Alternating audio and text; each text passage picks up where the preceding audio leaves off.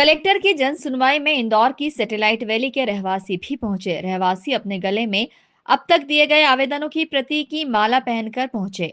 उन्होंने कलेक्टर शिवम वर्मा से मुलाकात करते हुए एक बार फिर से पूरे मामले को सामने रखा। सभी प्लॉट धारकों ने कॉलोनाइजर अतुल सुराणा, अरुण डागरिया और पुष्पेंद्र ठाकुर के खिलाफ कार्रवाई की मांग की है।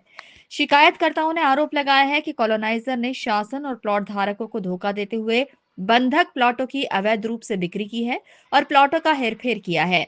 शिकायतकर्ताओं ने बताया कि उन्होंने सैटेलाइट वैली में प्लॉट खरीदे थे और रजिस्ट्री कराने के बाद डेवलपमेंट चार्ज भी दिया था, लेकिन अभी तक प्लॉटों पर निर्माण संबंधी अनुमति प्राप्त नहीं हो रही है और न ही बैंक लोन दे रहे हैं।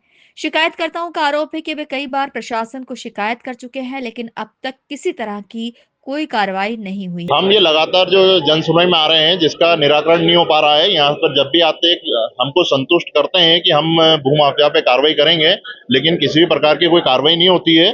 हम ये जो मामला लेके आए हैं, ये भूमाफिया अतुल सुराणा, अरुण डागरिया, पुष्पेंद्र ठाकुर, जिन्होंने कॉलोनी काटी है सैटेलाइट वैली फेज 1 फेज 2। हम सैटेलाइट वैली फेज 2 के हैं, भूखंड धारक हैं। 2007 में भूखंड हमने वहां पे खरीदे थे, रजिस्ट्रियां 2012 में करा ली, लेकिन अभी तक वहां पे विकास कार्य पूरा ना होने के कारण बिल्डिंग परमिशन वहां पर नहीं दी गई है।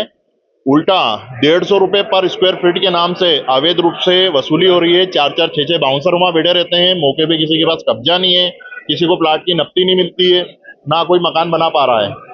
हम तो जो कलेक्टर साहब हैं उनके जो भी वो हमारे को बताते हैं कि हम इस पे कार्रवाई करेंगे, हमारी वो सुनते तो हैं, लेकिन क्या होता है कि बाद में कॉलोनाइजर क्या करके यहाँ पे सेटिंग करके जाता है कि उस पर किसी प्रकार की कोई कार्रवाई नहीं हो रही है।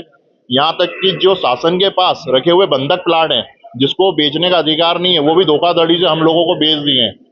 उसके साथ में शासन के साथ तो धोखा हुआ है, भूखंड धारक के साथ में भी धोखा हुआ है। गंभीर धाराओं में केस दर्ज होना था, लेकिन नाम मात्र की हल्की धारा में केस दर्ज होता है कि कहीं ना कहीं शासन की मिली भगत के कारण कि उन पे कार्रवाई नहीं हो पा रही हो, थाने से जमानत ले लेते हैं।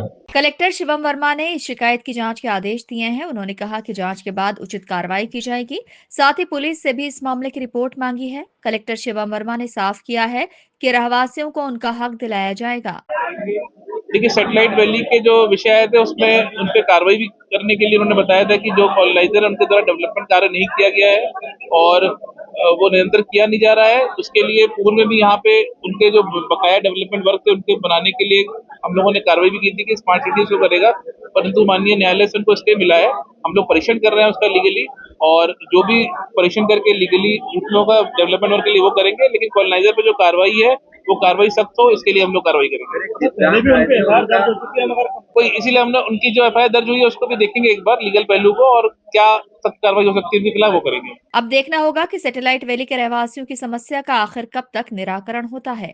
Bureau report, INN news, Indore.